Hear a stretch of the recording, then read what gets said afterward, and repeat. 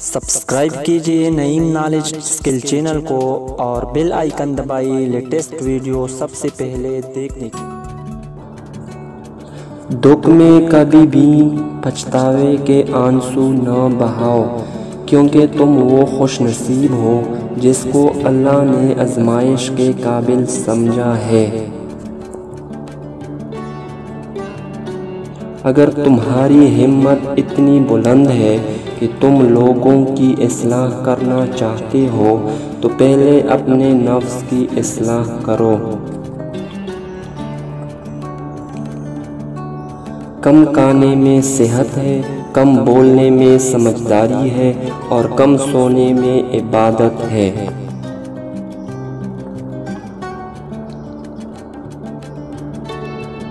موت کو ہمیشہ یاد رکھو، مگر موت کی آرزو کبھی نہ کرو۔ اگر کسی انسان کا یقین ہماری ولایت پر ہو تو یہ اس کی 1000 سال کی عبادت سے افضل ہے۔ اسلام ایمان کا، ایمان یقین کا، علم عمل کا، سخی سائل کا اور ایمان اخلاص کا محتاج ہوتا ہے۔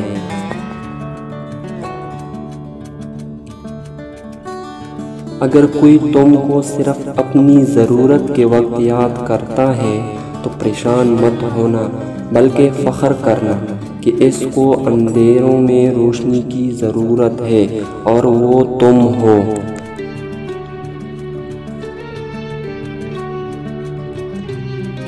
کسی انسان کو دکھ دینا اتنا آسان ہے جتنا سمندر میں پتھر پھینکنا، مگر یہ کوئی نہیں جانتا کہ وہ پتھر کتنی گہرائی میں گیا ہے۔ اگر تم پانی میں ڈوب رہے ہو اور تمہیں یاد آ جائے کہ نماز کا وقت ہے تو نماز کی نیت کر لو۔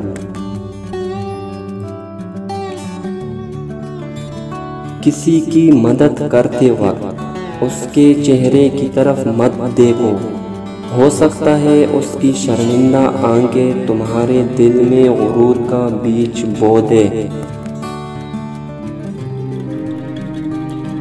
جو شخص موت کا منتظر ہے تیزی کے ساتھ نیکیوں کی طرف دوڑتا ہے۔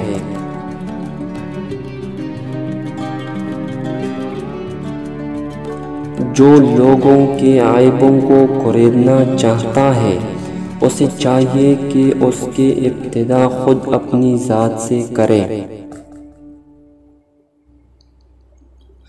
اگر کوئی آپ کی فکر کرتا ہے تو اس کی قدر کرو، کیونکہ دنیا میں تماشائی زیادہ اور فکر کرنے والے بہت کم ہوتے ہیں۔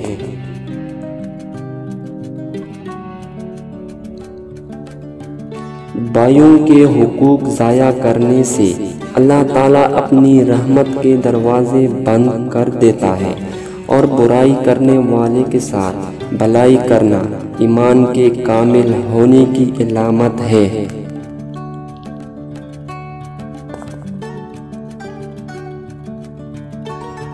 تمہارا ایک رب ہے، پھر بھی تم اسے یاد نہیں کرتے، لیکن اس کے کتنے بندے ہیں پھر بھی تم کو نہیں بھولتا۔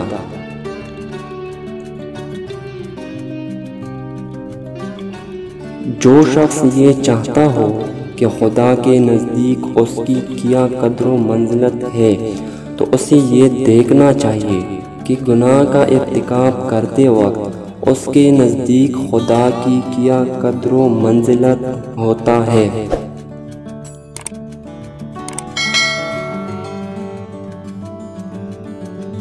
برداشت کرنا دوستی کی زینت ہے۔ اپنے دوست کی لازش کو برداشت کرو، دشمن کے حملہ آور ہونے کے وقت کے لیے۔ جو دوست کی لازشوں کو برداشت نہیں کرتا وہ تنہائی کی موت مرتا ہے۔ حسد بیماریوں میں سب سے بدترین بیماری ہے۔ حسد نیکیوں کو اسی طرح تباہ کر دیتا ہے جس طرح آگ لکڑی کو جلا دیتی ہے۔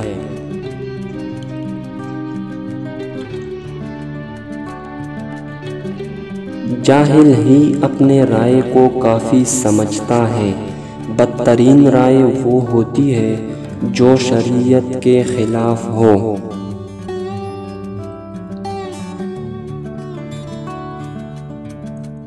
جب خدا کسی بندے کو نیک بنانا چاہتا ہے تو اسے کم بولنے، کم کھانے اور کم سونے کا الہام کر دیتا ہے۔